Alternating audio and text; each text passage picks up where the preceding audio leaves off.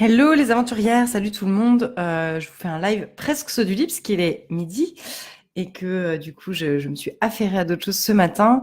J'avais vraiment envie de prendre un peu de temps pour savoir quoi vous dire, pour vous faire un retour en fait sur ce que j'ai fait ce week-end. Donc vendredi, samedi et dimanche, j'étais à un stage de développement personnel avec des coachs, deux coachs de mon équipe avec qui je bosse du coup en plus des aventurières. Pour ceux qui me connaîtraient pas, je suis Laure, j'ai créé les aventurières il y a 4 ans. Je fais du coaching pour les femmes qui veulent mettre la jouissance au cœur de leur développement pro et perso. Euh, et j'avais envie de faire ce live pour vous parler. Salut Nathalie, dites-moi si vous m'entendez bien. Pour vous parler en fait de quand on se sent bloqué dans une situation professionnelle, personnelle, peu importe, on a souvent tendance à identifier les blocages. Moi, j'ai beaucoup de clientes qui viennent à moi et qui me disent Laure, mon problème, c'est que je procrastine tout le temps, ou c'est que j'ai grave la trouille de faire ceci ou cela, donc du coup, je m'en sors jamais. Super, merci Nathalie.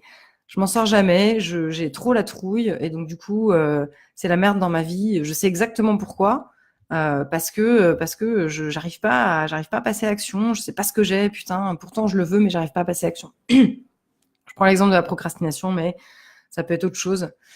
Et en fait, il y a quelque chose de moi-même, hein, quand je suis arrivée au coaching en tant que cliente dans un premier temps, et ce qui m'a donné envie en fait de faire du coaching aussi, c'était de voir que il y a un côté fuite en fait dans cette façon de présenter les choses. Il y a un côté ça manque d'intensité, puisque très souvent je vais dire bah, qu'est-ce que tu veux? Bah, je veux arrêter de procrastiner. Ok, mais du coup je vais essayer de vous faire voir ça. Coucou Eliette. Procrastiner ou arrêter de procrastiner, en fait, c'est la même chose, c'est-à-dire qu'on est en lutte avec le même truc, on est en mode je me mets des petits coups de poing dans la gueule, arrête de procrastiner, t'es qu'une procrastineuse, tu fais de la merde, etc. Il y a une énergie très forte, je vous le dis sans aucun jugement, parce que à nouveau, c'est quelque chose que moi j'ai traversé pour le comprendre. Il y a une énergie de fort désamour derrière, en fait. De putain, mais je suis vraiment un caca, pourquoi je peux pas comprendre que quand je veux un truc, il faut le faire. Pourquoi est-ce que je peux pas me lever le matin et faire du sport tous les jours, me mettre de la discipline? Pourquoi est-ce que je peux pas finir ce roman que j'avais décidé d'écrire? Pourquoi est-ce que je peux pas, j'en sais rien, rajouter vos catégories, arrêter de bouffer des bonbons, j'en sais rien. Et donc en fait, il y a quelque chose derrière cette énergie-là. Mon chat est venu dans mon bureau, très bien. Il y a quelque chose dans cette énergie de fort désamour. Donc pendant le week-end que j'ai fait, Feu Sacré, Reconnexion, comment ça s'appelle? Secousse, qui était un week-end pour travailler sur son feu sacré. Donc le feu sacré, c'est quoi? C'est le fonctionnement, l'alchimie créatrice d'un humain qui va être lié à la dynamique d'affirmation de soi et la dynamique désir-plaisir. Donc c'est une façon de fonctionner où les désirs nourrissent de l'intérieur, libèrent de l'énergie et créent cette façon de vivre qui part de l'intérieur et qui va vers l'extérieur et qui est pas en mode projection de ah tiens je vais vouloir ça parce qu'en fait ma famille m'a fait bien comprendre qu'il fallait vouloir un poste bien stable, ou quelqu'un qui réussit dans la vie, c'est quelqu'un qui a, j'en sais rien, 10 000 followers, donc il faut que je veuille 10 000 followers. Donc voilà, on sort en fait de ces projections-là et on rebranche quelque chose qui part de l'intérieur, qui est extrêmement intense et puissant. Mais aujourd'hui, je veux pas me centrer là-dessus. Je vais faire une vidéo spéciale sur ce stage quand j'aurai un peu plus digéré tout ça. Il y a vraiment quelque chose que je voulais vous partager, que j'ai appris ce week-end et qui a fini de s'intégrer ce week-end et que je trouve tellement magnifique.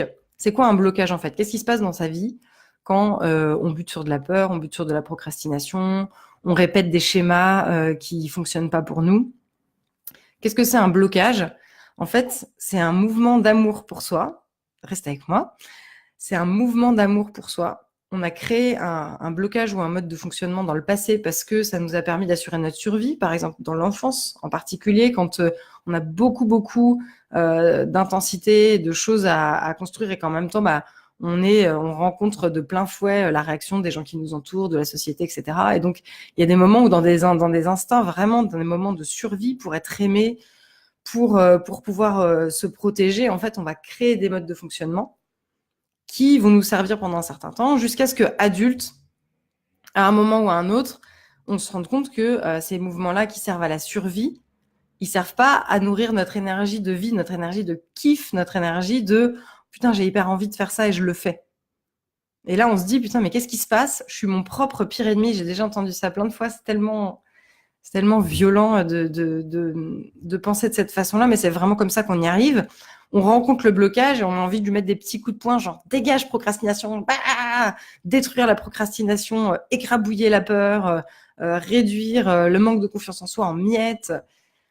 Et en fait, on reste coincé dans cette dualité, c'est-à-dire j'ai un blocage, je le déteste. Donc du coup, ben quoi, je me déteste moi-même parce que ce blocage, c'est quand même moi. Derrière les gens qui et à nouveau, hein, je juge pas, je suis complètement, je viens de ce cheminement-là justement. C'est pour ça que je vous le partage. Je déteste ma procrastination, mais qui c'est qui procrastine? C'est moi. La procrastination, c'est pas un truc qui habite dans ma pièce et que je peux faire genre te déteste. Non, c'est moi qui procrastine. Je déteste ma façon de procrastiner. Je déteste pas la procrastination chez les autres. D'ailleurs, des fois, il y a des gens qui arrivent avec nous, à nous avec des problèmes genre similaires, et on leur dit mais non, mais ça va, t'es cool en fait, parce qu'on arrive à voir, on les aime au-delà et avec tout leur package et tout leur dont leur blocage. Mais quand c'est nous-mêmes, on va avoir souvent tendance à vouloir péter la gueule à nos blocages, dégommer nos peurs et tout un vocabulaire hyper guerrier. Et qu'est-ce qui se passe en fait quand on fait ça? Je vais tenter d'être claire. On reste dans cette logique. On voit la peur comme un objet qu'il faut détruire à l'extérieur de nous. On ne voit pas la peur comme un blocage, un mouvement d'amour de nous à nous-mêmes qui nous a protégés à un moment et qui maintenant ne nous sert plus. Donc, au lieu d'aller à la racine du problème, on se met des systèmes à la con, de organisation, de force. Si on est très, très discipliné, il y a des gens qui sont des champions du monde pour ça, ben on va réussir à se forcer à faire des trucs dans lesquels il n'y a aucune jouissance. Il y a juste la même chose à l'envers. Au lieu d'avoir peur, je me force à faire des trucs qui me font peur, je pète la gueule à mes peurs, et puis comme ça, et ben voilà, elles verront bien. On est exactement dans la même chose en fait. On considère toujours cette peur comme un truc à l'extérieur de nous-mêmes auquel on pourrait bien péter la gueule comme ça, au lieu de l'avoir pour ce que c'est, un mouvement d'amour pour soi qui aujourd'hui ne nous sert plus et que donc on peut aller modifier, changer avec amour en fait. C'est juste ça le truc que j'ai envie de partager aujourd'hui. C'est pas un chemin qui va se faire instantanément. Peut-être ça va vous faire un déclic ce que je raconte. Ça prendra peut-être du temps. On n'est pas des magiciens. C'est pas une baguette magique de ah c'est bon ça y est je m'aime maintenant que j'ai activé la baguette magique que j'ai regardé la vidéo de Laure. Ça marche pas comme ça. Mais par contre on est dans un shift. Ce que j'ai envie de commencer à planter en vous et de vous inviter à faire, c'est la peur, la procrastination, les envies compulsives, les choses les schémas qui se répètent dans la vie, etc. C'est pas des choses contre vous. C'est pas genre je suis mon propre ennemi, je me hais. C'est putain, il y a une partie de moi qui a créé ça à un moment pour me protéger. Et là aujourd'hui, c'est quelque chose que j'ai besoin de voir et de modifier pour avancer dans la direction que j'ai envie. Et comme vous voyez, c'est lié déjà à une direction dans laquelle j'ai envie d'aller, donc à quelque chose que je veux. Vouloir dégommer la peur tout court, ça n'a pas de sens. Pourquoi faire? Qu'est-ce que tu fais une fois que tu n'as plus peur? Tu te jettes sous les roues d'une voiture parce que tu n'as plus peur de te faire écraser? Super, beau projet, c'est génial. Tu n'as plus peur, tu es mort. J'exagère, mais c'est vraiment ça en fait. Tu veux dégommer la peur, pourquoi en fait? Tu veux pas dégommer la peur. Tu veux aller dire à ce mec que tu l'aimes. Tu veux aller demander à cette responsable dans ton boulot d'arrêter de te harceler. Tu veux aller dire à ton chef que tu veux une augmentation. Tu veux créer une boîte qui déchire. Tu veux lancer un nouveau produit. Tu veux pas dégommer la peur. Dégommer la peur, pourquoi faire? On s'en bat les steaks. Ça n'est pas un projet. Il n'y a pas de médaille à la fin de la vie pour celui qui a le moins de peur. On s'en fout. En plus de ça, il y a des choses, dès qu'on va se confronter à un certain nombre de désirs qui nous demandent d'avoir recours à des ressources importantes, qui nous demandent de faire un effort, qui nous demandent de surmonter des difficultés. Bien sûr qu'il y aura de la peur, bien sûr qu'il y aura de la résistance, bien sûr qu'il y aura des moments où les difficultés nous donneront envie d'arrêter. C'est pour ça que c'est super important de faire ce shift en fait et de comprendre qu'on n'est pas en train de péter la gueule à quelque chose d'extérieur. On est en train de remettre en mouvement quelque chose qui s'était bloqué à un moment pour nous aider. Et c'est tellement, mais tellement simple que ça a l'air facile. Mais comme tout ce qui est simple, ben ça demande voilà d'être planté et puis de faire son chemin en chacun de nous. Mais on est vraiment en train de remettre en mouvement quelque chose qui s'était bloqué pour nous protéger. C'est un peu comme si quand on était petit, à un moment, vraiment schématiquement, on foutait des boucliers à des endroits. Mais les boucliers, ils te permettent pas de bouger, ils te permettent pas, ils sont lourds, ils t'alourdissent et ils sont pas là pour que tu kiffes. C'est pas une boîte de nuit, des boucliers. Bon, je sais pas pourquoi je dis ça, une boîte de nuit, c'est un truc que je kiffe pas du tout, mais bon, c'est pas en mode party, party, party. Les boucliers sont juste là pour te protéger. Ils font leur taf. Ils font leur taf parce que tu les as mis là, parce que tu avais besoin d'être protégé à ce moment-là. Et quand tu es adulte, des fois tu te dis putain, mais il y a un bouclier sur mon chemin, en fait. C'est ok, je peux regarder, je peux vivre l'intensité de ce qu'il y avait derrière, parce que le truc dont je me suis protégée, il est peut-être toujours de l'autre côté, mais maintenant je suis adulte, j'ai une vision différente, j'ai un désir qui va me permettre de traverser ça. Je vois ce qu'il y a derrière le bouclier. Franchement, souvent, je me rends compte que c'est plus un aussi gros problème ou c'est quelque chose que je suis complètement, mais complètement en capacité de gérer. Je le vis. Puis, du coup, je peux poser mon bouclier et continuer mon chemin. Mais je suis pas en train de péter la gueule au bouclier. Vous voyez ce que je veux dire? Ça y est. J'ai trouvé l'image qui fonctionne bien. Des fois, ça vient en parlant. Quand on dit je veux dégommer ma peur, c'est comme si on disait je veux péter la gueule à mon bouclier. Mais pourquoi faire en fait? Qu'est-ce que tu vas attendre en ayant pété la gueule à ton bouclier, tu vois? Ou je veux dégommer ma procrastination, c'est comme si tu disais je veux défoncer mon bouclier. Mais en plus, le bouclier, il est à l'intérieur de toi. Donc voilà ce que je voulais raconter ce matin. Vraiment planter cette graine. Je vais cette semaine faire des lives de toute façon dans la lignée de ce qui s'est passé pour moi, de ce que j'ai vécu avec le feu sacré et de vraiment un profond changement qui s'est fait en moi sur les derniers mois tellement lentement que je l'ai pas vu venir jusqu'à un moment, c'était là. Donc je vais vous parler de tout ça. Et là, l'idée, c'était vraiment de se dire l'énergie de se jeter des pierres, l'énergie de se battre la coulpe, de se dire je vais aller voir un psy parce que j'ai vraiment des gros problèmes et je suis vraiment nulle. Je vais aller voir un coach ou faire des stages et tout parce que je suis vraiment une merde.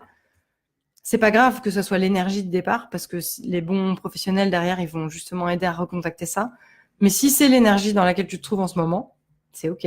C'est comme ça que je suis arrivée, que j'ai fait ce chemin-là. Mais je veux juste planter cette graine et puis proposer cette vision un peu différente des choses. Qu'un blocage, c'est rien d'autre qu'un bouclier qui t'a défendu à un moment et qui t'alourdit aujourd'hui parce que tu as envie d'avancer plus que de protéger. Et c'est complètement ok. Et c'est pas du tout un truc contre toi. Et c'est pas en pétant la gueule au bouclier que tu avances, c'est en avançant que tu avances en fait. Voilà, c'est ce que j'avais envie de vous partager juste cet élan d'amour. Moi, je suis arrivée encore une fois au coaching en me disant putain, genre c'est la merde, il y a trop de trucs qui se répètent, il y a trop de trucs que je comprends pas et ça avance pas et machin et truc. Donc avec cette énergie aussi de je vais péter la gueule à tous mes boucliers, ils vont bien voir ce qu'ils vont voir, ces petits godillots.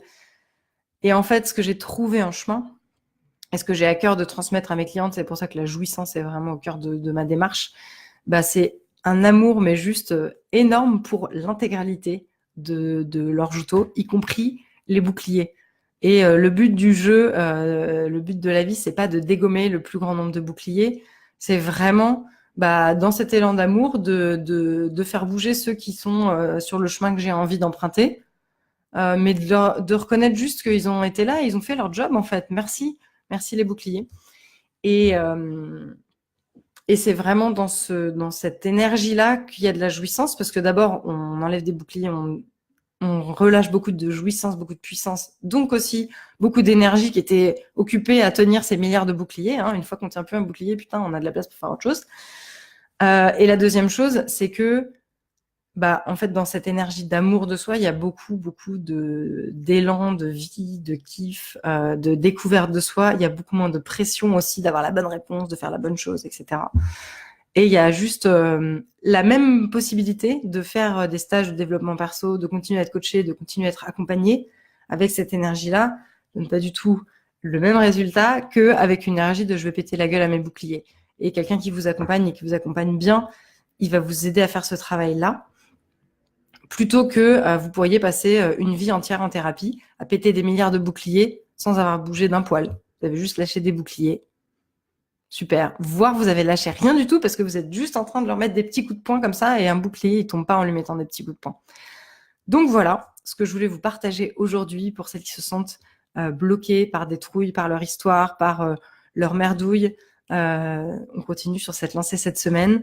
Juste énormément d'amour. Je suis tellement remplie, mais d'amour, de légèreté, de kiff, de tout, que j'espère que ça se transmet, ça se transporte au travers de ma voix et que vous en recevez. Et je vous souhaite une excellente journée. Toujours, comme d'habitude, n'hésitez pas à mettre vos commentaires, vos questions en commentaire et j'y réponds. Et puis, on se retrouve demain. Et si vous voulez en savoir plus, vous abonnez, c'est lesaventurières.com. Il y a tout ce qu'il faut sur le site pour me trouver, pour travailler avec moi et pour s'abonner au Love Note, ma newsletter. Je vous souhaite une délicieuse journée et je vous dis à demain.